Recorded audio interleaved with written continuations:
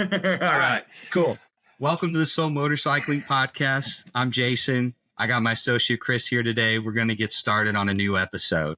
So today, let's start and talk about what bikes we think are cool and which ones aren't.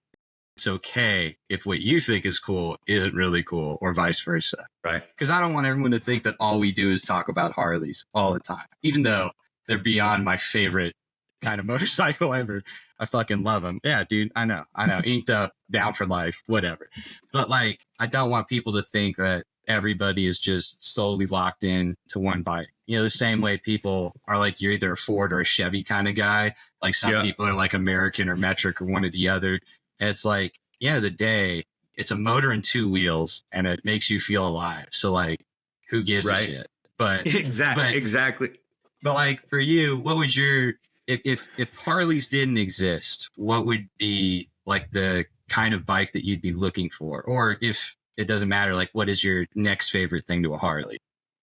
Right. And, you know, to kind of touch on your point real quick, I love my Harley. I will ride it till I die. But I'm also, you know, a motorcycle fan. I've ridden a bunch of bikes, you know, like I just love motorcycles, and they're all pretty cool. The other bike that I personally own outside of my Harley, I have a 2008 Triumph Bonneville 900. Yeah. So I like that classic cafe style. You know, the thing is super light. It rips. I like the heritage, you know, that comes along with the British motorcycles, that kind of stuff. I also ridden a Ducati. That was pretty sweet. But, you know, I kind of like the more vintage, raw, you know, that makes me that when I ride it, I feel like I'm old school. I'm like when I get on my Bonneville, like Steve McQueen, you know, that kind of thing. I'm also a big fan of supermoto bikes and naked bikes too. I'd really like to ride that Indian FTR 1200. I think it would be, but I know better. I think the next bike I want to get actually is I want to build a supermoto, street legal supermoto bike. So that's kind of where I'm looking at. Yeah. But how about yourself outside of as close to a chopper as I can get, which means that you can literally do anything. You know, I'm with you. I like the older school kind of stuff. I like the vintage style bikes. I hate fuel injected bikes. I get it. They're more reliable. You don't got to wait for them to warm up. They're all electric start, whatever. But I think that there's something special about these older bikes, you know, that other people have ridden before. That there's some kind of history behind them, you know, like whether the history was it sat in a garage for 50 years until I found it or somebody else found it and I got it from them, or whatever the story is, they're more hands-on. Like you're required to understand how the bike works, you know, like with the Honda Shadow I have. Like, that's my second favorite bike. It's the first bike I've ever owned, worked on, whatever. I'll never get rid of that thing, even though it's a garden piece right now, you know, but I like the idea that I'm forced to be aware of how the bike works, how it operates. So if it breaks down, I know what I'm doing. And it's not that I have to get it towed home and plug in a laptop to be like, oh, what's the codes? Where's this here? Like, no, there's only like 10 wires on the whole thing. And I know which each one does. I know how the system works. So I get the confidence that if I'm taking this vintage piece of junk that's 100 years old or 50 years old or whatever, and I'm riding down the road, I can go to any auto parts store and find something that'll work, or I can fix it on the side and be good to go. And it's whatever, you know, but that's also if you have all the money in the world to spend on these. But for sure, for like a bike that isn't a Harley, dude, I'm kind of in between, like because the way the bike looks, I could care less about. Like I can make it look the way I want later. I'm more focused on the motor. So if it wasn't a Harley, it would probably be one of those like 2-cylinder Triumphs, because I think it looks cool how they bubble out the top and have sweep out exhaust. Or it'd be, you know, making a chopped out CB750 or something. Because I just think it's so cool. You got these little 4-cylinder bangers. It's like the motor is huge, right? So it's like, oh, I took an engine out of a pickup truck and put it on a bike. You know, that's the way I look at it. So I think something older, not a specific model, but more a specific motor would be what I'd be looking for. That's cool. And, you know, like you were touching on having to do stuff on your bike. And I definitely think no matter what bike you have, you need to know how to do basic maintenance on and stuff. And there was a statement that somebody told me the other day. It's like, how are you going to know how your bike works if you don't work on your bike? Oh yeah, right? 100%. Does that make it's some Yeah. Shaolin monk And shit right there? No, But you're good. But it doesn't, and people shouldn't be afraid of it to begin with. Because even if you get a newer bike, even though I hate the computer aspect of it and whatever, like even just understanding like tire pressure, how to change your oil, or like how to make a clutch adjustment or a throttle adjustment, or like knowing why you put 91 octane versus cheap gas in there. Because you could put anything in these things and they'll run. But like, I want it to last longer, especially on older bikes. I want those fuel injectors and the needles to stay clean. Like I want to put more premium gas, like the little things, just making sure that you don't have to know how the motor works entirely. You should. Right. But like, don't be afraid of just knowing, hey, I know that if I touch this knob, it revs higher or revs lower. And I know that if I change the tension on things, like, because even just the littlest thing of just grabbing, the basic tools you have in your shitty little toolbox in the corner of your closet or garage, you can still do something to the bike to make it better for you and have just a slightly better understanding of what it is.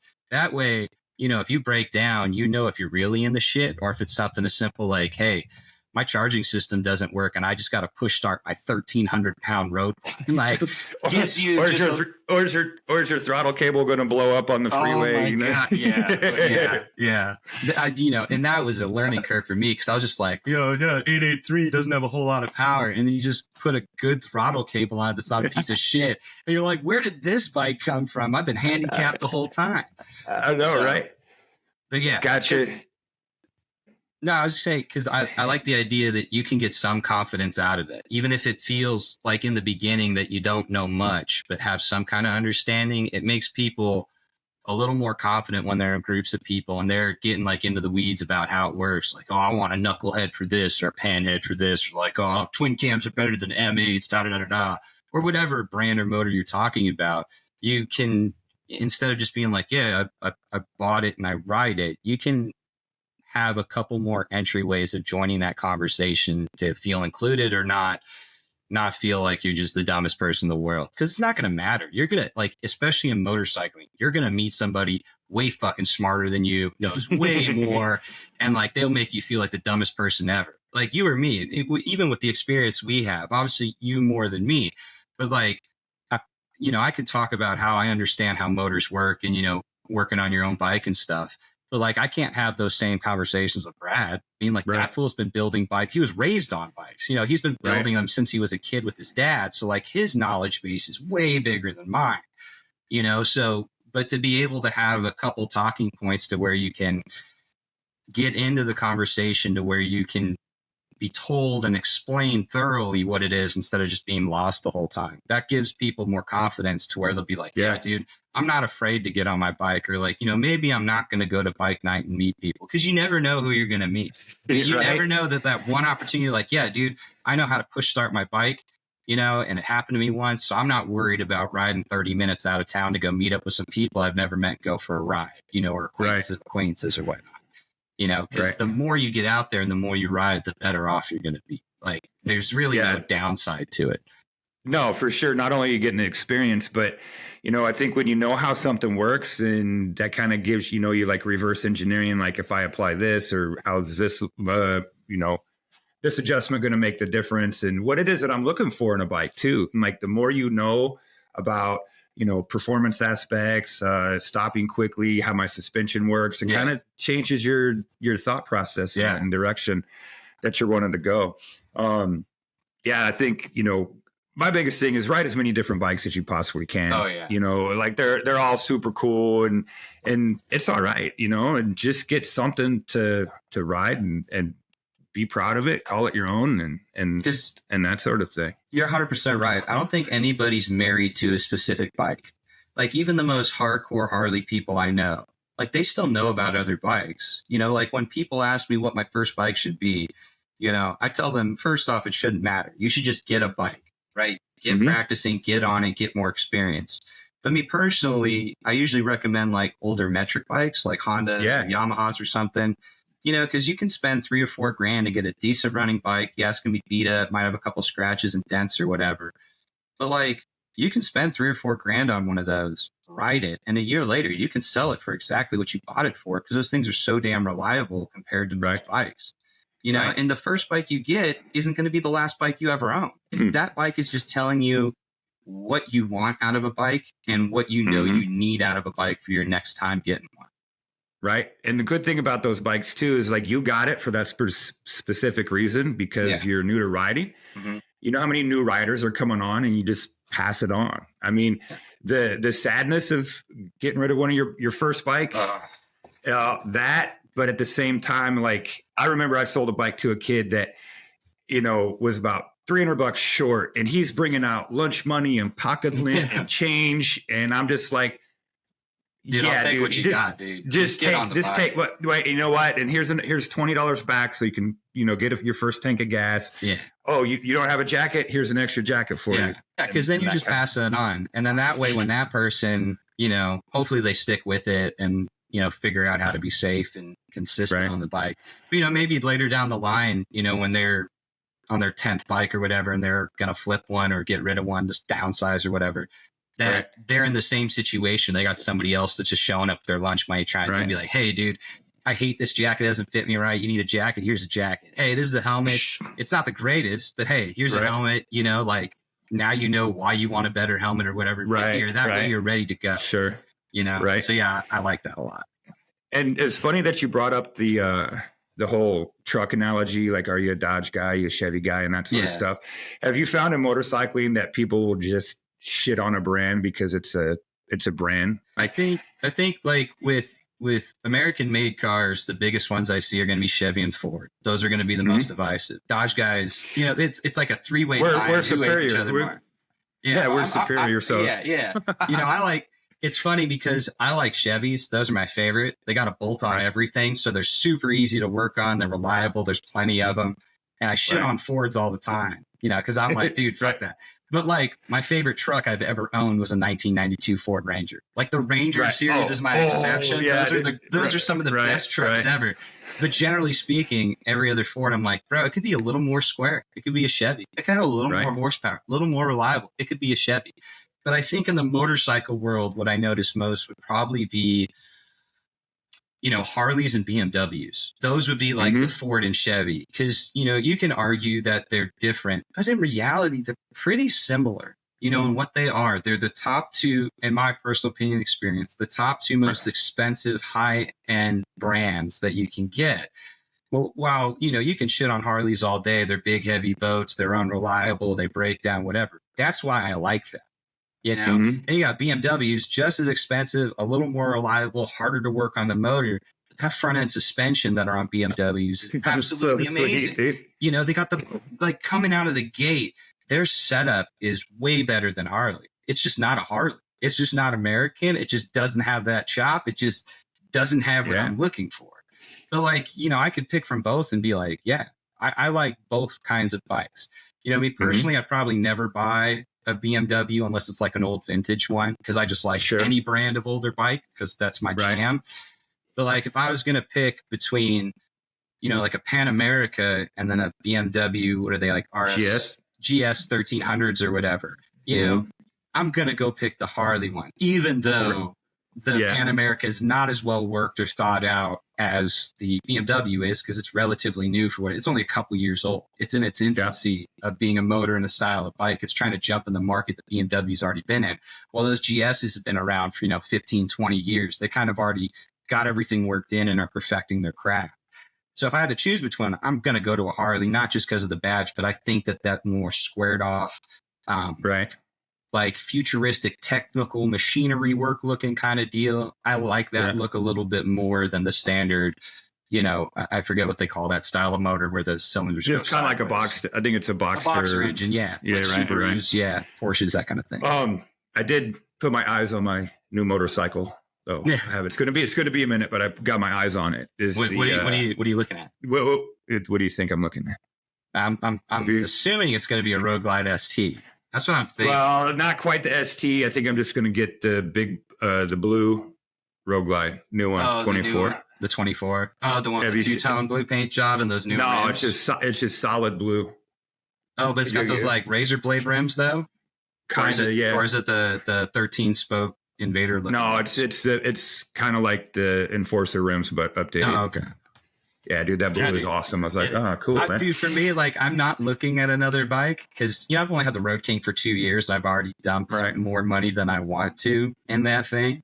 Right. And, I got it as your challenge to be like, hey, we got to go do, the Cough Rodeo or whatever. And I'm yeah. I'm not going to BMW, so I'm going to get a Harley. Got that thing. But I was talking with the old lady earlier because, I've downsized. I've sold a lot of my bikes, and now I'm down to just a couple. And, I sold the Chevy and everything. So I need to get another, late 60s, early 70s Chevy long bed slam down. Cool. Basically, I'm just being a poser and ripping off all of Brad's style, because everything he's into, I'm into. I love all that shit he's got, like all those, whatever. But, and I want to get 2 more Sportsters. One, I want to remake the old one I had if I can't get it back from that kid. But I don't expect to get it back because, that's his first bike. Like we were talking about setting people up. Right. So I want to get one that I can kind of chop out and make an aggressive, just cruising bike again. I want to get another Sportster to make like a stunt bike so I can start practicing wheelies and doing all the dumb shit that the cool kids on Instagram do. Because I was thinking about going a Dyna route, but I don't. Those things are too overpriced. It's cool. It's cooler. It's cooler. I'd rather make a Sportster look like a Dyna. I'll do that. It's a little cheaper. That's funny that you brought up Instagram, and I kind of was thinking about this the other day. That everybody, every time you look at a bike, that sort of stuff, we judge it in our brain like that is cool or oh that's lame or whatever.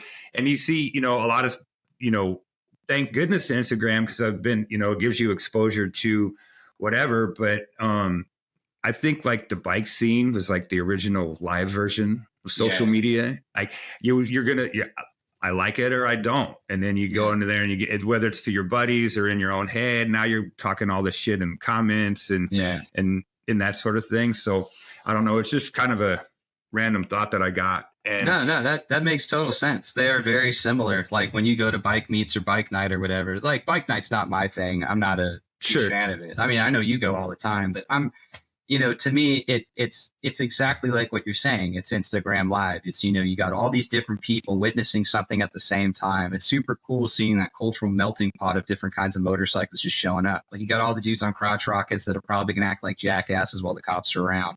You got different motorcycle clubs there, and you got other people that are just trying to meet people and learn to ride or like just be social with people. But like even on Instagram, even before I was super in the motorcycle scene, when I started paying attention more on Instagram and following like all these chopper guys pages and, all these other like King of the Baggers and Thrash and Supply Co. and all these people in the motorcycle industry, you start seeing crazier and crazier things. Like bikes I would have never fathomed seeing the way they're built or what they're doing, which is probably why I'm so fascinated with the chopper culture to begin with, because everything's so unique. But like, I thought T-bars were just for Dynas. And then the people put them on Sportsters just to make them look like Dynas. And then I'm seeing these guys do stunts on doing T-bar setups on any kind of bike. And I'm like, oh, and then, I do it and I'm like, oh, this is cool. But then to me, it just feels better. I like T-bar setups because it's just tighter. It's a little bit better than having ape hangers or bullhorns or whatever else people have on. Those Factory 47 meat hooks. If I'm doing super long rides, I understand why you like those. But like me, I'm not a high-speed motorcyclist. Do I go really fast to what most people want? Sure. But when I say high speed, I'm not like on a crotch rocket trying to hit triple digits every time. Sometimes, I'll hit triple digits when I need to. But like, I like the slower stuff. I like the clutch control, the balance in the bike when it's not moving, dodging cones kind of deal.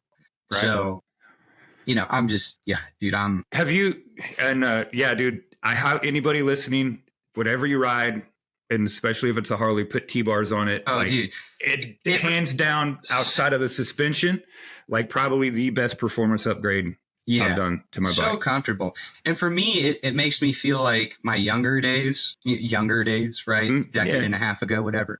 When like before I was really into motorcycling, like that 7-year hiatus, right? Like I talked about how I got on a bike, was like, it's too dangerous for me. And I didn't get on for a while. During that interim period, when I was living in Florida, I was in a motorcycle group, or not a motorcycle group, but a bicyclist group, right? It was all these guys on fixed gears and out in Jacksonville, Florida. If you're ever out there, I knew you were a fixie. Dude, yeah, 100%. That explains gear, so much. So much. Yeah. So fixed gear, no brakes, just being a degenerate, dodging traffic, splitting lanes on the surface streets, just being one of those assholes that everyone's seen on a bike, like messenger bike style thing. And my favorite thing to do with it is I'd take the regular handlebars off and I just go buy a piece of tube. And I could literally, it would be the size of a ruler. It would only be 12 inches long. And I'd slap that in. So my hands are like this because I could dodge traffic better if I was a smaller unit. So it's literally the bars weren't wider than my chest. So if I'm dipping through traffic while traffic's got standstill or moving, because I was crazy, it was nice and tight. And I was already used to balancing and leaning and doing stuff like that. So as soon as I got on a motorcycle and I was like, I'm going to try T-bars out because they look cool, and I did it, it felt so natural. I felt so in it. And I was like, oh, this is way better, because I've done both styles of handlebars. But I swear by T-bars. They are so much better. Now, kind of, the more you see, it helps develop like that. And, I remember the feeling of being judged when I was a very new rider, that sort of thing, but I've also found that in my own brain, when the live Instagram's going off and that sort of stuff, my level of judge of what I'm judging and looking at has changed a little bit. Like now it's so specific. It's like, oh, well, I see why they went with the Öhlins instead of the Legends, or, oh man, that's a full crowd setup. Like dude's got some bank. Like, and I'm like, dude that's spent so $4,000 on something he could have spent $800 on. Like, he's big pimping right now. And I think that's one thing I wanted to bring up is a lot of these performance mods, you don't have to do it at the highest level. You can still do it within a budget, which is pretty cool. But anything's better than stock. Like, even if, you're going like, oh, well, I'm changing out my shocks and I'm only buying the $300 pair of shocks. Like, you're not spending $1,200 like some people, but any aftermarket suspension or any aftermarket anything, 9 times out of 10 is going to be way better than the stock performance setup. Sure. So it's like, entryway up. Like, go what you're looking for. Like, maybe like, oh, this is so cheap because the suspension is slightly stiffer, but it raised up the rear end for me. So I got half of what I was looking for. Now I can justify, I'm going to spend $1,200 next time. Or, hey, I didn't need it. I got everything I wanted out of it. And I spent $300 instead of $12. Right. And then, like when I did my bar setup, it's like I got out of the whole deal, a couple days, and $600 is like, all right, I'll take it because it's good. Now, would I like to have all the high end stuff? For sure, but I'm not too worried about it. Like back to the judging and new riders, and we joke around and we call ourselves nerds a lot because of the level that we're in there. But also when we're talking shit, we also kind of like to call other people nerds too. Oh, dude, like, nerds is unanimous. Yeah, dude, you're right.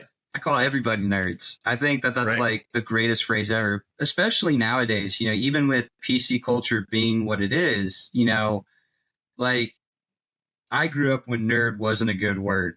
Like you call someone a nerd, you're making fun of them. But nowadays people call each other nerds, and it's kind of a sign of endearment because all the nerdy shit from 15, 20 years ago is now the cool thing.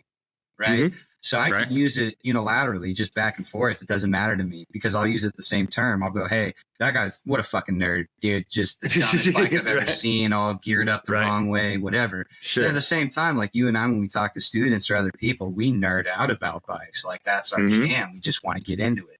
So, but you're right. We judge hardcore. Like my first thing whenever I see a bike is I either go, that's really cool, or that's the nerdiest shit I've ever seen. Like they're posing hard. But then you stare at it longer, what they're posting or what they're showing you when you're in person. The more you look at it, the more you understand based on how they're talking and how excited they are about it. Like, oh, that's their jam. Not everything that I like is what someone else is going to like. Not everybody likes choppers. We preach safety and like being good on a bike. And then my favorite kind of bike is the sketchiest, most dangerous thing you can get. Like that thing's a bomb ready to go off with no suspension, if any at all. Right. And I was talking, I was talking with Mac the other day. We were talking about this subject, and and let's be clear, like whatever it is that you ride, I'm stoked for you. And the fact that you think that is cool, that's what makes me the happiest. Yeah. Now, is it my style? And I'm going to look at something and be like, is that, dude? Like, I'm not going to rock that. And various off of like for me, it'd be like a Hayabusa. Like I got major respect for that bike. I've ridden one before. You can say I learned how to ride on one, whatever you want. Like I respect those bikes. Would I ever get one or own one? Hell no, dude. I don't need a drag bike that goes in a straight line that can go 200 miles an hour. That's not what I'm about. I don't need any of that nonsense. But when I see somebody with it, I see somebody on a Hayabusa, the two things go off my brain. One, I automatically know who they are. They're a speed demon. They're going for it. And that's the bike they like. They wanted the fastest thing they can get with no modifications. They're there. But I can also respect how technologically advanced that bike was for when it came out, when it had its run, and like the performance base you could get out of it, like a retail front, you know, without having to do anything crazy. Like I laugh at that bike because I'm like, I hate crotch rockets. I am not a fan of them. Like they're not my jam, but I have some respect for them because I'm like, if you're riding a Hayabusa daily, you are a madman. I got respect for you because you are on a missile that can blow up at any time and go faster than most bikes ever can, like just on regular surface streets. And you're doing that as your daily commute. Like that's, you know, to me, that just doesn't work. I don't understand that. But like I said, I got respect for it, but also at the same time, I'm like, fucking nerds, dude. Get a real I know, right? Totally. And, you know, I think, you know, and I think that's what's pretty awesome about this this is why it's important to, if you're getting into motorcycling, jump in 100%, go all in, go figure out what scene you want to fit into, hang out as many different scenes as you possibly can, you know, and all of this information. And, you know, I kind of want to bring up, like, we're pretty opinionated on a lot of the stuff that we talk about, but at the same time, like, there's needs to be a pretty good balance between opinion and experience. Yeah. Right. You know, like there's a lot of choices and recommendations I would make based off of my personal experiences. Yes. And there's a lot of just opinion of, I don't like that kind of bike, but that's just me. Right. So I think there's a little bit of, both going on there, but, you know, be proud of what you got and, you know, get into it and ride as many different bikes as you possibly can because they're fucking awesome. Yeah. 100%. You know? 100%. Yeah, and speaking of like opinions and experiences, like for me, it'd be Rain, right? You and I teaching motorcycling and whatnot, we understand that, you know, like if it starts raining outside, obviously the first 30 minutes is dangerous, oil, water, grime, all that other shit, right? But then once that goes away, your traction base, you don't lose a whole lot. Like even if it's raining, you still got over 90% of your traction available. And so on the grand scheme of things, you're not losing all that much. But for me, dude, I hate riding in the rain. Like, obviously, I got my gear in case it rains on me, and I should check my weather app more than I do. But, like, if I get caught, it is what it is. But even though I know my skills aren't going to be super affected physically riding in the rain, I know for me, like, my brain will go off, and I'm like, oh, the rain. Cold, miserable, wet, not as much traction as I would like to have. And people are going to be a little bit stupider because it's just like everybody on the road, it rains and suddenly they don't know how to drive and they're being more dangerous than they already were. So even though I know that my skill physically won't be affected by the rain, mentally, I'm like, if I can avoid it, I'm going to avoid it. That's not saying I'm a fair weather rider. Like you and me ride in the rain all the time. It has to be like torrential downpour before we get on our bike for us to be like, yeah, I'm going to drive today or something, you know, like, so, you know, opinion, rain doesn't matter that, or like experience, rain doesn't matter that much, but opinion would be, it just sketches me out. I don't like the idea of other people being in these low traction environments that can affect me. Right. Gotcha. You know, and the one thing to think about, and just not to correct you, but it's not 90, it's 80% or 80%. G-force. I mean, whatever. Even still, whatever. 80%, bro. That's still better odds to go to the casino or I know, right? For like, sure, right? 20% isn't that much. But in my head, but the one, I don't even want to take the risk. And the one thing is like that margin for error, let's say 20% of 100 is more than 20% of 80. So it has to be more precise and and that kind of stuff. But like, you know, I think experiences help define opinions, and maybe your opinions may, you know, kind of help, you know, define what your experiences are going to be. But I think there needs to be a little bit of both on there. And, you know, like if I'm getting ready to do road trips, I'm going to seek out the person that I know's got 60,000 miles on their bike the last two years. Like, hey, how do I plan a route and that kind of thing. So, yeah, because you're only going to plan a route or plan a ride based on, like, preferably based on the most inexperienced rider in your group. So if you can set the standard a little bit higher, it just makes it easier. Like if you got more people riding in your group that are just as experienced, if not more experienced than you, then you don't have to worry about anything else. You're just kind of in the zone doing what you need to do. Like you don't have to worry, hey, is everyone going to be able to make this turn? If you're the weakest rider and you can make this turn, you know everybody else can, right? Versus having to have less experienced people on the ride, which, you know, we both do on occasion. You know, we want to get more people into it. But I'm obviously not going to do like, you know, go all the way to Oregon and back with people I've never ridden with before. Like I'll do Salmon Falls or Turtle Rock or something somewhat minimal. But yeah, no, 100%. I'm going to, if I'm planning out something, I got to make sure I take everybody's skills accounted for so I can make the most beneficial route for safety, one, and then two, how much fun can we have? Because I don't want to plan a route where I'm doing it based on everybody in the group and I'm the best one and everyone else isn't at my skill level, because then I'm just going to be bored the whole time. And it's going to feel like a job instead of actually enjoying the reason we ride bikes. Yeah, totally. Like, what's one of the things that when you are looking at a bike or, you know, you walk by, like, what's one of the biggest things that jumps out? Like, that's the lamest thing ever. I'm just going to preface this. I know we might piss some people off saying this or whatever like that, but like, I don't know, just for shits and giggles. Dude, like, what's anything that looks like it came out of Orange County choppers, like those big dog chopper bikes, the fucking, dude, I hate those things so much. Now, don't get me wrong. When I grew up, I was, you know, I didn't get to watch a ton of TV. Like my parents got basic cable and they were super like, hey, you can't watch violent stuff. You can't watch this. So Discovery Channel is kind of the most extreme stuff I can get with like Mythbusters and Orange County Chopper and Dirty Jobs and things like that. So I got more outside experience. So like I grew up watching Orange County Choppers and that kind of like got me thinking about bikes and being into it. But as I get older and I see all the other styles that are out there, when I see bikes like that from that early 2000 era chopper stuff, dude, those are just the dumbest looking bikes I've ever seen. Like, I don't understand having those big ass wide tires in the rear and then like the super small tires up front. The front forks look cool, but I don't like the futuristic cyborg looking body setups. Generally speaking, some bikes like that catch my eye. But if I see anything that looks kind of that early 2000s chopper era, it just it makes me sick. I'm just like, dude, this is gross.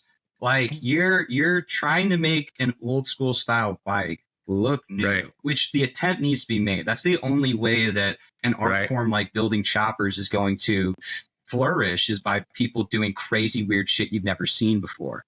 But being attached to the reality TV side and just the way some of those bikes look, it's just not my jam. I see something like that, I'm like, you know, I get more excited seeing a sport bike that looks like anything made the last 50 years than I would be seeing a bike of that style, because it just feels so ripped off from what the original thing is. Right. I got you. What about you? What's that one bike or style of bike you look at and you're just like, oh, that's fucking gross? I said gross, not the nerdiest thing you see. You're just like, oh, sorry. For me, and this is just personal. It's I know a safe everybody place, likes Chris. You can say what you want. Whatever. Like the big, like Loki horn pull back hangers. That's your right. You know what I'm talking? Like it's just It, you know, like especially on like, dude, I saw one on a 24 CVO the other day, and I was like, oh.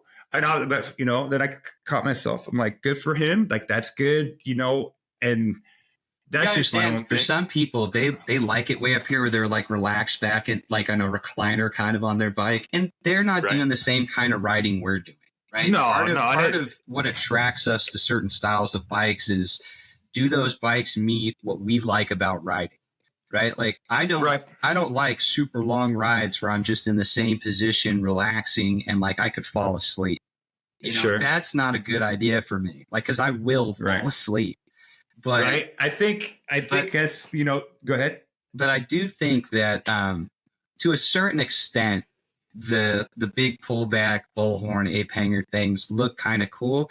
I think when when it's overdone and they're super ridiculous, I can appreciate them, but I'm just like, dude, Sure. my first thought is that's super going to be uncomfortable for me. That's not my jam. Right. And then I instantly go, yeah, fuck that bike. I don't like that. Right. Well, for me, it wouldn't be able to make a U-turn, but I guess I could specify it. Like if I look at a motorcycle and it looks like it came out of a Hot Wheels collection. Yeah, that's what I'm saying. Yeah. If it that's better than just targeting OCC. Right. Or whatever, you know. But yeah, you're right. That's what I was trying to get at. The over exaggerated cartoonish kind of Hot Wheels style. Yeah. Which can be appreciated. Like if I saw a toy of that, I'd be like, my kids would love this. This is cool, can go on my shelf. But I see a real life Hot Wheels style motorcycle, I'm like, that shit's stupid. Right. And at the end of the day, you know, they're all good parts. And what I can respect from this stuff, and what I do learn from the bikes that I don't necessarily like or wouldn't fit my style. Yeah. I try to appreciate it for the craftsmanship that went into it. The fact that was like somebody maybe drew that on a napkin and had to follow through to build it. Yeah. And, you know, and I know that dude, for that person, didn't build a bike and could give two shits whether I think it's cool or not. Yeah. I don't care what people think about my bike, the way I have it set up. Some people might not like it. I get a lot of compliments on it for sure. But at the end of the day, dude, I don't give a shit. All that matters to me is that I like the way that bike looks. Right. You know, and when someone does, I think just being a good person and a good fellow rider is internally, we may be judging that stuff. Yeah. And that's okay because we're human beings. But my whole thing is what I like to tell everybody how cool their bike is, whether just to say like, dude, and a lot of people be like, you know, it's kind of like saying in all due respect. And if you preface it with, well, it's not what I would ride, but you know, I'm just like, dude, that's a sweet bike. Do you like it? Yeah. Have you done anything to it? Yeah. When you can see that you're connected to somebody the same way about something. Like, I know there's like three questions I could ask you right now, and you're like, we'd be here for the next 3 days. So, and I think that's what we owe each other as riders, the fellowship, the family, is we need to, you know, maybe think a little bit twice on how hard we judge different styles. And my whole philosophy is if I don't know about something, I'm going to ask and I'm going to talk about it. Like, why did you put that extended swing arm on it? And if the answer is it looks cool, fucking sweet. That looks cool. It looks cool, you know? Right? No, to get back to the big old pullbacks, just because it's still stuck on my mind right now. That's not my jam, which we've obviously kind of gone over. But like you said, I can appreciate the work that went into it.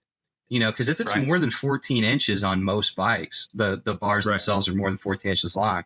That means you had to redo all the cable lines. If it was carbureted, you got to redo the throttle idle or do a harness extension if it's a twist grip sensor setup. The brake line, your clutch line, like all your wiring harnesses for all your controls over there, depending on what you have. And especially those huge ones that pull all the way back. It's like most people that are going to do these big pullback bars, they're not going to want 5 or 6 cables and wire harnesses hanging out, distracting from the showpiece that is the focal point of the bike, these huge swingback bars. So now, depending on how it's bent, they're going to have to drill holes, internally run all these cables, make sure they slide right, make sure they work right.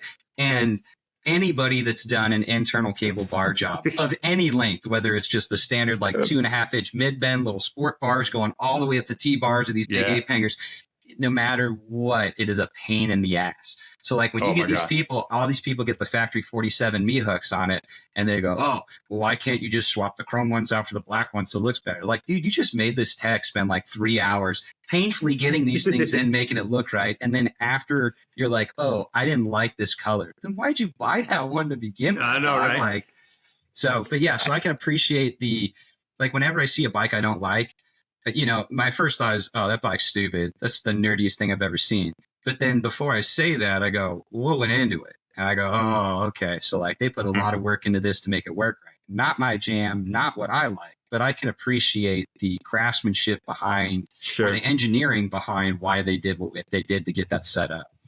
Right.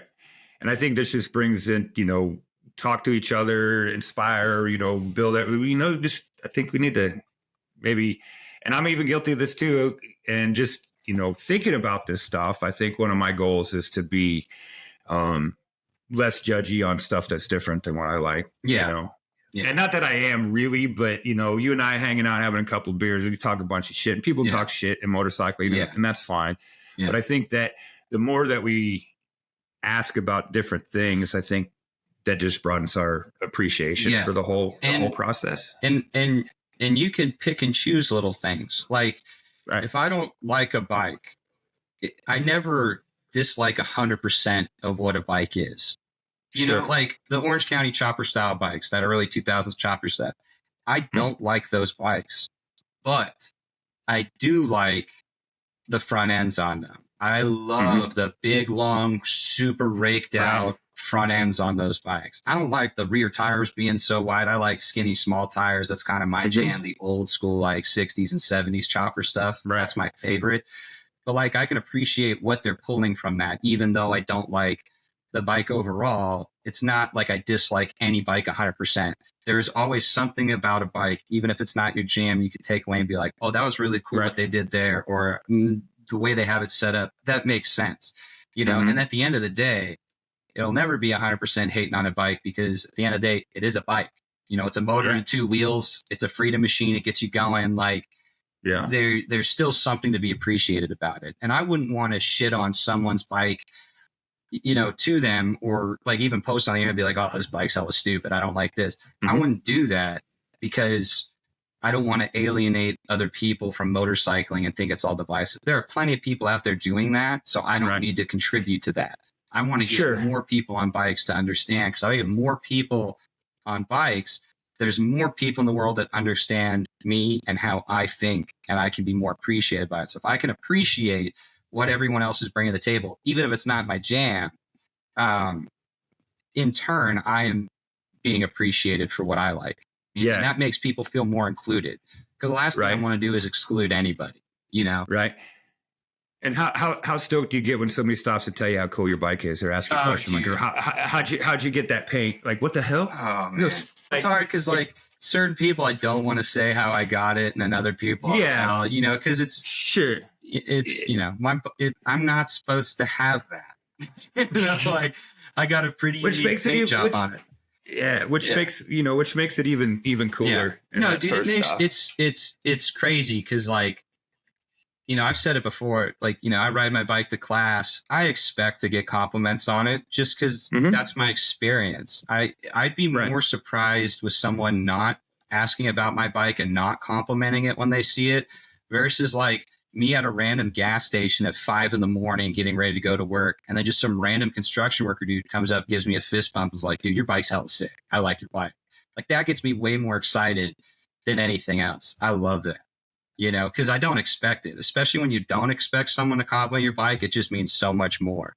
When I go to a Harley dealership or I go into an event, I expect people to compliment my bike, not because I think my bike is the coolest bike in the world. Obviously I do, because it's mine. But like, in that general setting, people are going to compliment your bike, whether they like it or not. It's just kind of a common courtesy thing. So to have it happen organically and randomly in situations, dude, it gets me so excited, that somebody else likes what I like, or someone else can appreciate what I like. It makes me so happy. Yeah, for sure. What about you?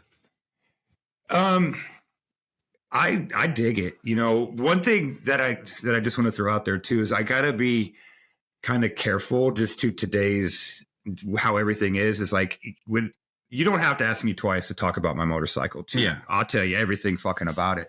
But one thing that I have noticed is I started to be a little bit more selective of the details that I've given to somebody, because of, the downside to having such a rad motorcycle community that we into, that we're also kind of targets for that too.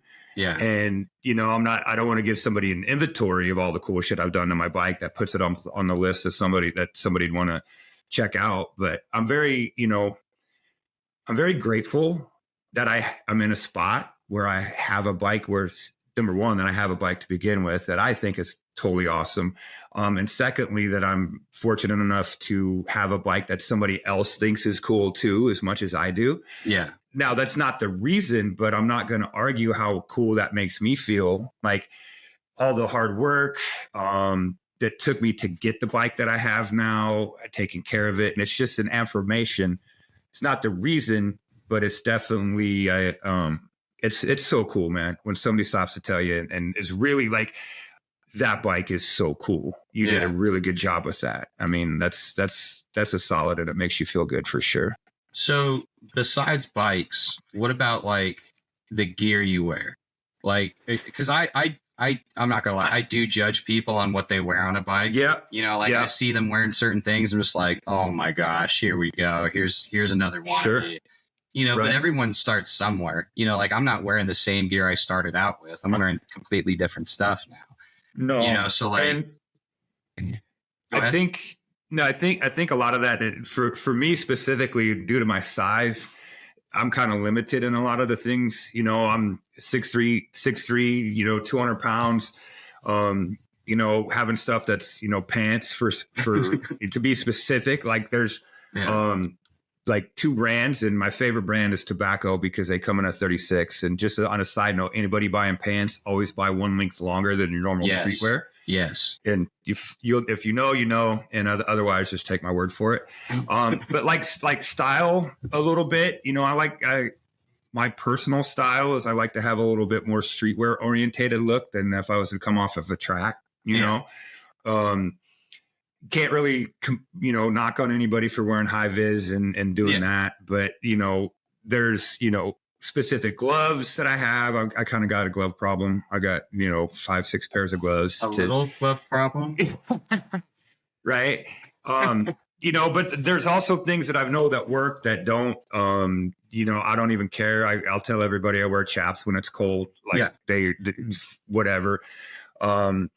You know, and I think once you find your personal style, and, you know, stereotypically cruiser Harley people have a certain style, other things, you know, and I think when you get associated with the brand of motorcycle, to be able to wear that brand of gear, like you ride a BMW, you're going to have BMW gear. You're probably going to have some climb gear for sure, because in that environment, you can't afford not to have your gear work, right? Where I like my personal styles, I like the Kevlar and armor lined, you know, streetwear looking stuff, hoodies and pants, and I want to be as protected as I can be without looking protected.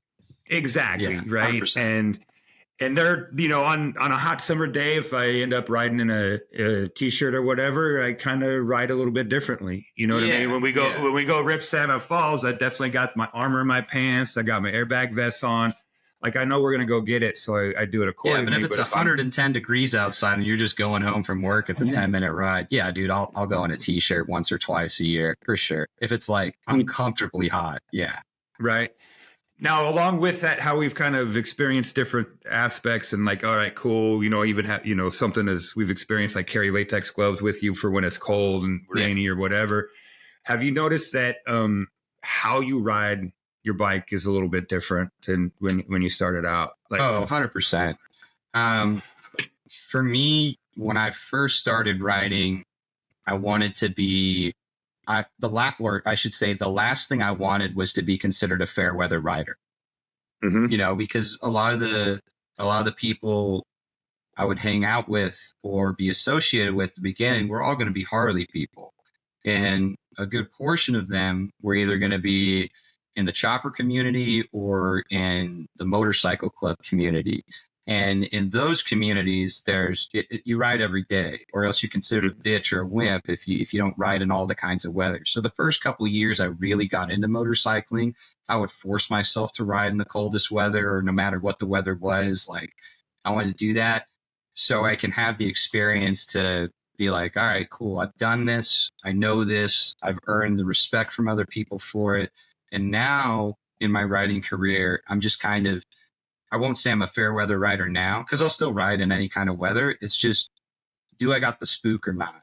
You know, like if I get up in the morning and I just got that weird feeling where it's like, I don't know, man. Like, if I get that weird feeling where I'm not sure, I'm not going to force myself to get on a bike. I've already been in those situations. I know I can get out of it, but I'd rather just be a little bit more comfortable than not. Sure. So, like, because I avoid highways at all costs. Like, when I go to work, you know, 99 is the fastest. I got 2 stop signs from my house is getting on the highway, and then, you know, go 20, 30 miles, and then I get to work.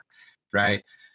So like some days I'll take the highway if I know there's not a lot of traffic, but generally speaking, I'll take an extra half hour of my commute and take the back roads on a 2-lane highway through the orchards or freeway or whatever, just to avoid as many people. So I'm just cruising, enjoying myself. So when I show up to work or wherever I'm going, I'm just like cool, relaxed. I got my therapy session in. I feel good. You know, I'm not jittery or anything. So, but I think it's important for people to push themselves in those unlikely scenarios so they can experience it once or twice. So then they kind of have a better gauge of what their skill set is or what they're doing. Sure. And you really touched on that. And that's one of the things I personally pride myself on is like I know people think I'm a psychopath for how much I ride my bike in the rain when it's fucking cold, all that. But I don't know. It's better than not. You know, and it's a feeling of authority because like when I show up to work or I show up to an event or I show up anywhere and it's like the weather is not ideal, but I show up on my bike, people just kind of look and they're like, oh damn, like this guy's serious, you know? So it's like, just like, dog, what's up? You know? Right. So I think that's kind of cool because just like we have people judging us for the type of bikes and how our bike looks, I also think we can judge each other on the type of rider that we're going to that we see. Like, oh, you whatever, like that, you know, that group that we saw rolling a Turtle Rock. Okay, cool. You know what I mean? Like, all right, whatever. But that kind of gives you the credibility of, dude, like when you can look at somebody and tell that do they ride motorcycles or do they just ride motorcycles? Yeah. Like, and to get that credibility is pretty cool. I want to talk about music next because you and I have different views of music on bikes. But before I do, because we were talking about gear and you were saying like always get longer pants. One thing that I want to make sure I tell everybody all the time is when you're going to get a jacket for riding motorcycles, okay, if you got like a crazy wingspan like me, like I'm 6'2" and my wingspan's like 6'6", 6'7", something like it's ridiculous. So I got to get 2 sizes too big just to cover up my wrists in any given situation. Most motorcycle jackets got those adjustable cuffs and collars and stuff, so you don't have to worry about it. But the main thing that I tell people is when you're getting the jacket, find one that's not super snug, but kind of snug on the chest so you could zip it up smooth, and then get one size bigger because you can never wear too much stuff. Like even, you know, if you got one of those $500 super thermal controlled jackets, that's not going to stop you from freezing your ass off when it's 28 degrees outside early in the morning when you're riding. You know, so maybe you want to put on another sweatshirt underneath or wear like a freeze out jacket or a windbreaker or something. But you don't want to spend all this money on a really nice jacket and then it's super cold one day, you got to layer up and then you can't really zip it up. And then if you do, it's just tight and uncomfortable. You don't got the flex. So get pants that are a couple inches longer than you want. You can always roll up the cuffs. It's not always uncool. Like you make it look cool, you know? Yeah. And then get a jacket that fits and then get one size bigger in case you want to load it up with another sweatshirt or a plaid shirt or whatever. I'm so stoked. Okay. All right. So music on motorcycles, right? What's your take on it? First of all, I mean, getting into it, I wouldn't recommend throwing audio in the mix like straight away. But that's just outside of that. Like me personally, I gotta have music when I ride. Like I really do. I got a pretty decent stereo on my bike. I also have in-helmet audio equipment. But I think for me, number one, how much of a music fan I am and how important it is to my mental stability. And all the action sports that I participated in, snowboarding, wakeboarding, skateboarding, all of that. I come from an era where the only exposure to that was in actual videos on VHS cassette, that kind of stuff, right? And coming up as a skater and a snowboarder, like you would always. My whole motivation of practicing cool shit is like when I was to get a video part, like what would my soundtrack be? Right? I do that all the time. And I think like the song that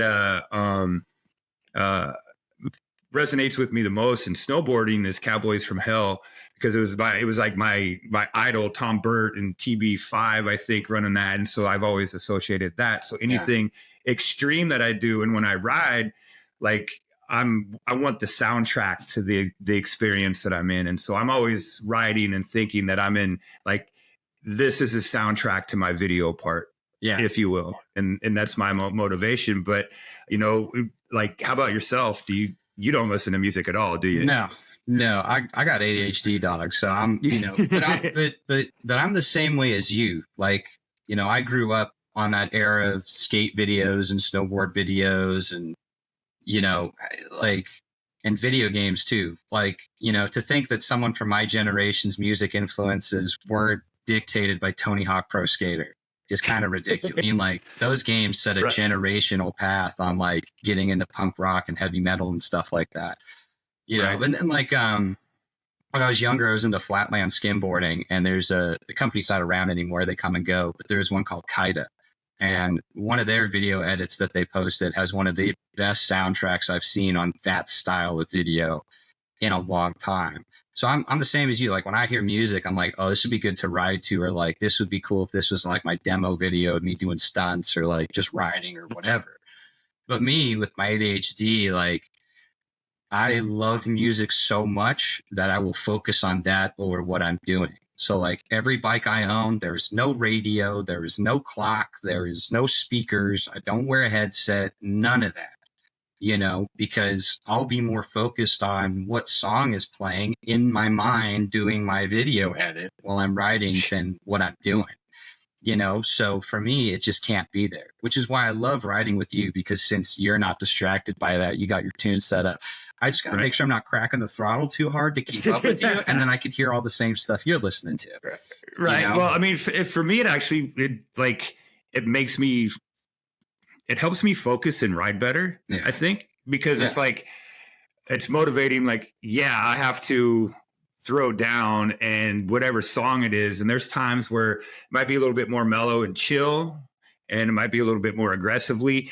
But the one thing I do have to be careful of is I have to be careful of when I listen to what song. Like, if I get too pumped too soon in the ride, like, I'm going to get myself in trouble.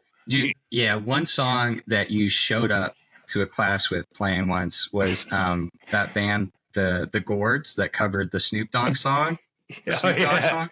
So after I heard that, dude, I'm not going to lie. If I know I have time to, like, I'm not running late, or I'm not sleeping in and being lazily getting out of bed. Like, I got up early and, I got some time to get ready before I leave for work. Dude, that's one of there's like 3 or 4 songs. That's one of them. That's like my warm up to ride song. Cause I just think it's so funny having a gangster rap song being sung bluegrass style. I'm just like, banjo intro, the dun, dun, dun, dun. I'm just like, all right, now I'm ready to ride. It's not the song I would ride to. It's the song that gets me pumped. Like, okay, I'm going to hop on a bike. Right. And I got another question after that. But for those of you that are wondering, it's the band is called the Gourds, and it's a bluegrass cover of Snoop Dogg's Gin and Juice. Yeah, it is fantastic. It is good. It just so happens to be that you can find it on the Soul Motorcycling playlist. Yes. Available on Spotify as well. It's a little shameless plug there. Yeah. One of the other places I really like that get me pumped is, or just experiences that I enjoy on a bike, is smashing through the gears as you're rolling on the freeway. So like if you had to associate a song with rolling on the freeway, or just passing people, or going, getting up to speed, you got a couple that kind of you would have in mind.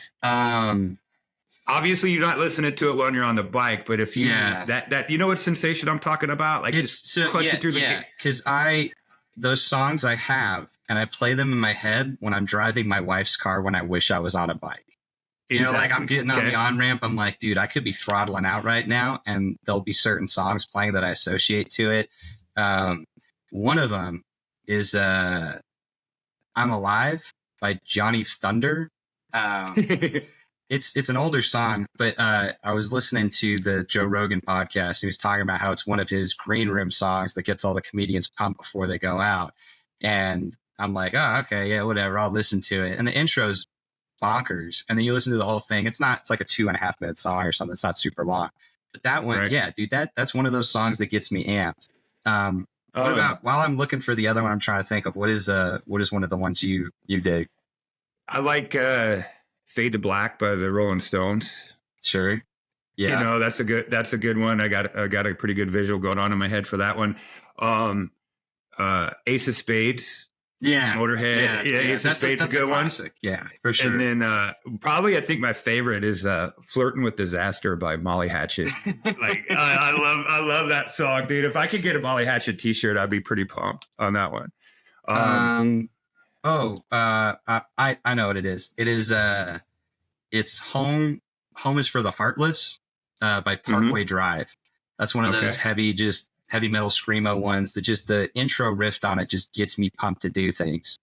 In that same genre, you're listening to another one that reminds me a lot of the Gourds covering Snoop Dogg's Gin and Juice. Similar to that, it's another bluegrass song. It's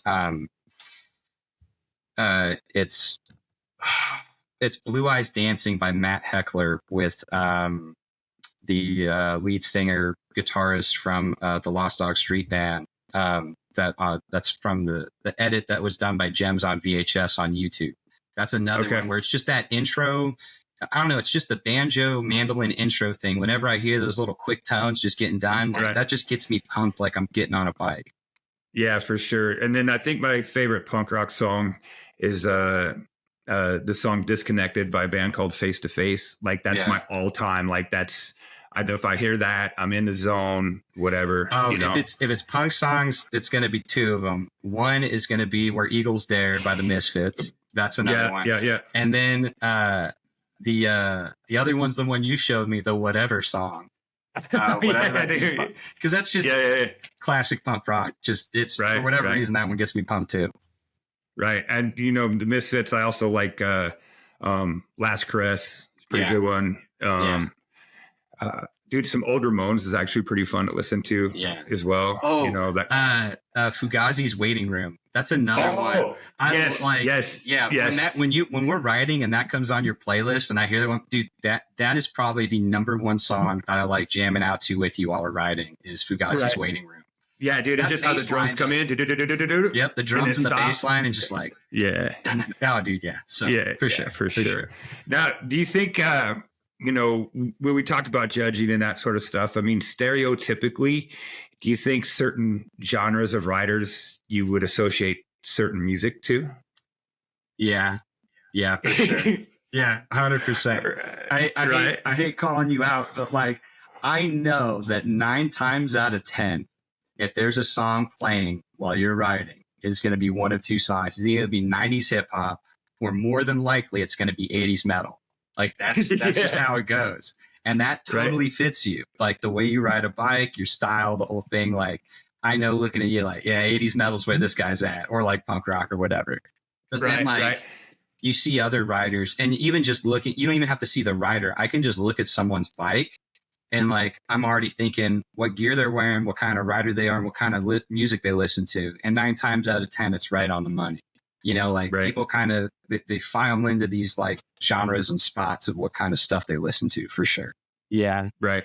And I think that, if stereotypically, if you look at a certain type of rider, and I think one of the projects I want to do is like take a classic Harley rider with a classic Harley song and for each different type of genres, and then switch them up.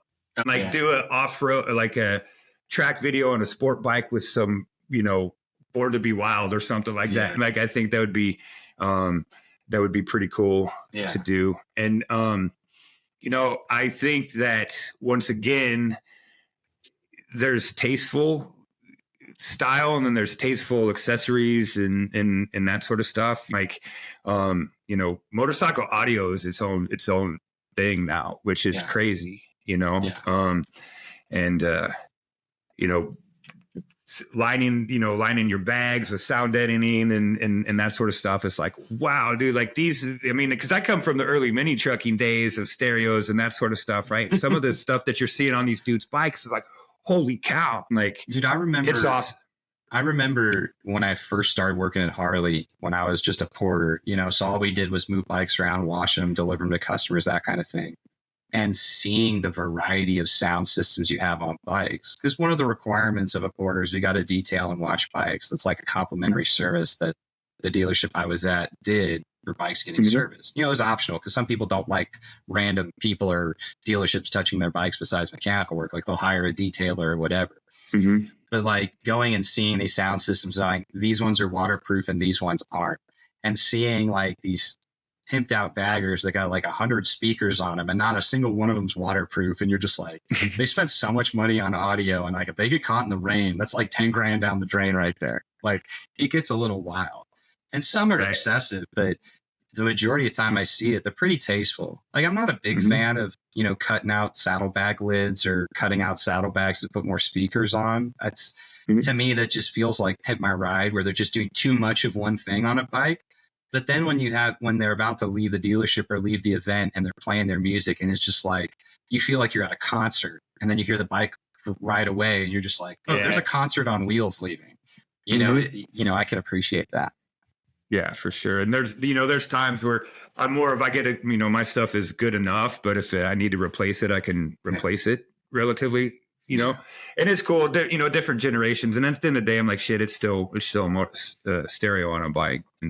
And if there was like, okay, so let's say you're stuck in traffic or you roll up to an intersection, you see some kids and that sort of stuff. And I usually try to be respectful and turn my music down when I come to a stop. But if there was one song, like I guess it kind of depend that is going to draw attention to you, and you're playing at a high volume, what would be your stoplight song? I can tell you what it wouldn't be.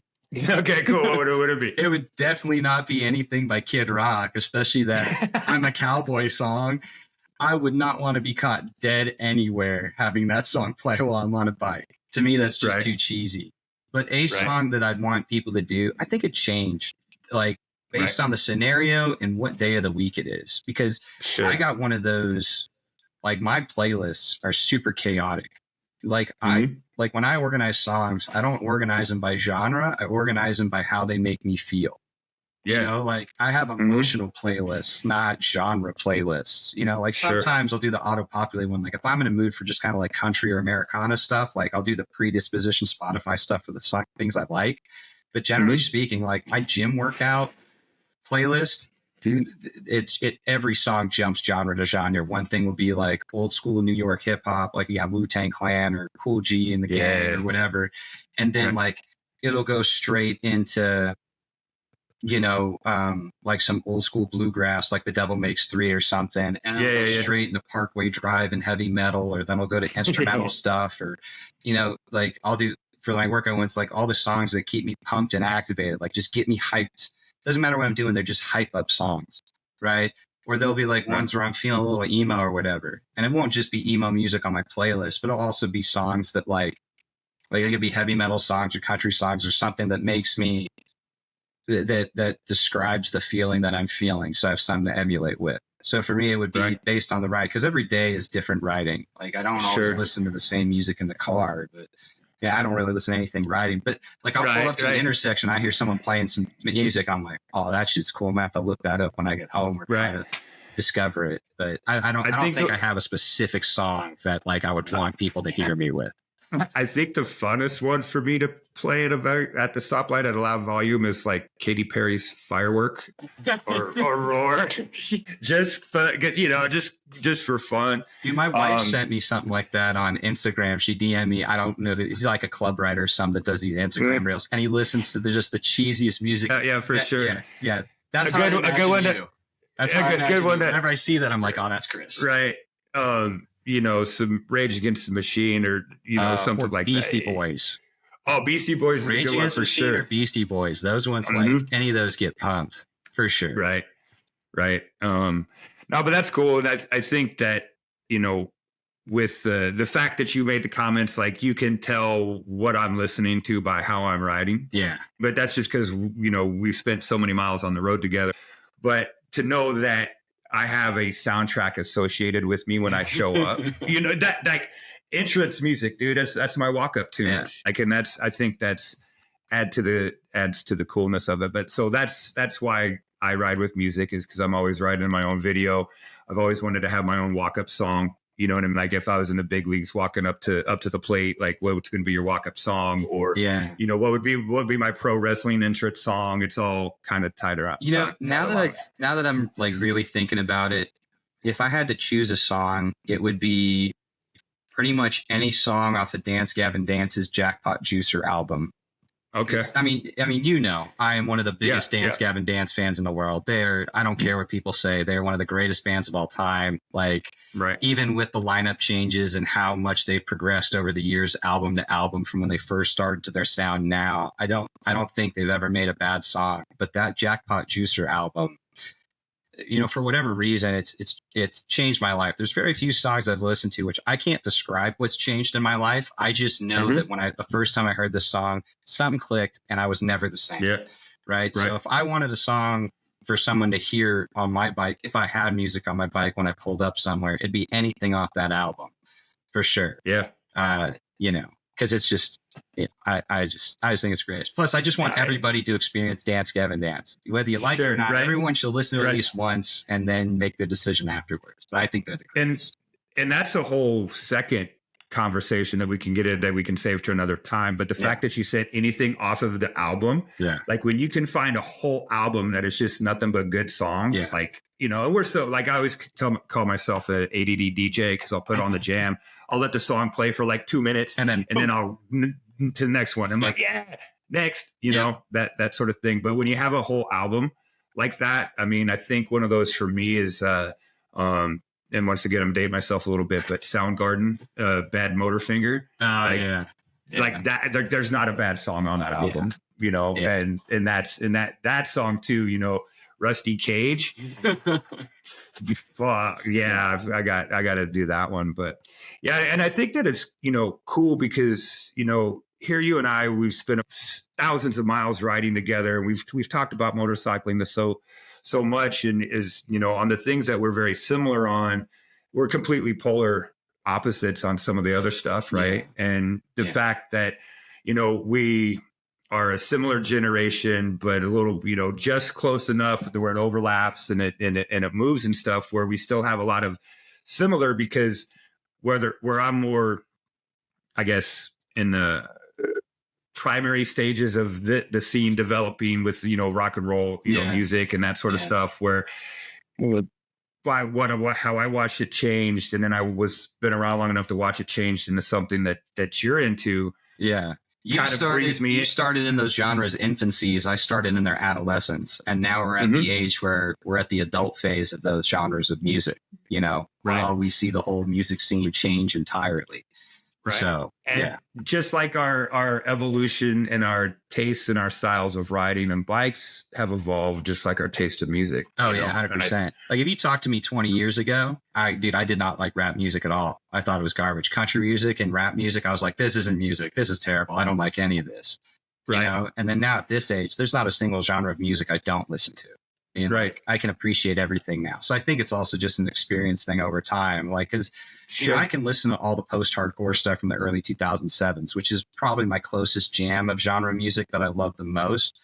You know, I'm still listening to the same stuff I was listening to in high school, but like, you know, my like songs on my Spotify goes up about 200 songs every month. Like, there's always newer things that I like, and I'll change genres over time. Like I'll be in one phase where I'm usually listening to one style of music, and then it'll change the next month where I'm focusing on another style of music. And then there'll be some days, like if I'm cleaning around the house or doing yard work or something, you know, I'll just put random on my like list and just keep skipping until I feel whatever I'm feeling at that moment. Right. And, you know, I think just evolution and experiences that kind of shape us. And yeah, I mean, it's just cool, man. It's just like how different we all can be, but we're all the same. Like we're all relatively similar people. And if we, you know, just like listening to music or looking at a different bike or riding on a bike and that sort of stuff. Like I remember, you know, in high school, like if you were into one sort of type of music, then you got shit on for this. Yeah. If you were, you know, and they kind of the type of music, you know, was associated to with the clique that you were in. And you like the rednecks, they all listen to this shit. Yeah. You know, the hood rat kids, they were listening to this stuff, you know. I think one thing that's true across all time and genres is that Wu-Tang is forever. Wu-Tang's for the children. Yeah. It is for the children, right? And just to double back real quick, for anybody that likes the I'm a Cowboy or whatever the name of the song is by Kid Rock, I'm not trying to shit on you. That's just the one song I don't want to be associated with. Okay, you can listen to that song, you could show up on it. If it makes you feel great, it makes you feel great. That song does not make me feel great, so I'm not gonna have that play ever. But unless you're in the Delta, unless you're in the Delta on a pontoon boat, and there's definitely one American flag bikini on the boat, like that's okay. Yeah. Well, cool, man. Yeah. I think this was a great combo. I mean, dude. I think. Yeah. I mean. Yeah. And I hope it comes across like the whole point was not to just shit on everybody the entire time, but bring people through our process. Like, hey, people are going to shit on you for what you like. That's okay. Right. What matters more is that you're in the scene, not, you know, what you're doing in the scene. It just matters that you're in, you know, because we're all going to be a little bit different. We're all not going to like the same thing. But the one thing that we all have in common is we all like listening to music and we all like riding motorcycles. And so it's like, dude. There's some kind of common ground you can meet with on anybody that rides any kind of bike or listens to any kind of music. There's something that either one can appreciate the other without having to wholeheartedly like everything. And you know, I also think it's cool to like, I embrace the stereotype that I'm in. You know, I mean, even within my own stereotype, I still am like, okay, what level do I need to go and that kind of stuff. And I think one thing that you and I make sure that we do is we also don't take ourselves too seriously about any of this. Because there'll be people that are listening to us go like, oh, these fucking nerds over here. And like, there's going to be someone that's thinking of us that way. And other people will be like, wow, these guys are so insightful. I never heard this before. You know, there's always going to be different kind of people, which is fine. And I think as long as everybody always remembers that, you know, we are the author of our own motorcycle story. We write what it means to us. And I think, you know, the whole aspect of riding is like living in a choose your own adventure book. But, you know, like, hey, if I do this, is this how it's going to work out? I think that's the fun part of it is discovering and getting experiences, developing your own opinions, you know, based off of your experiences, and, you know, just be nice to each other and realize that not everybody's cup of tea is everybody's cup of tea. For sure. Doesn't mean that it's still not awesome. Yep. All right. I think we're going to end it here. Yeah, dude, this was great. Everybody go ahead and check back in next week for the next episode. And don't forget to like and subscribe.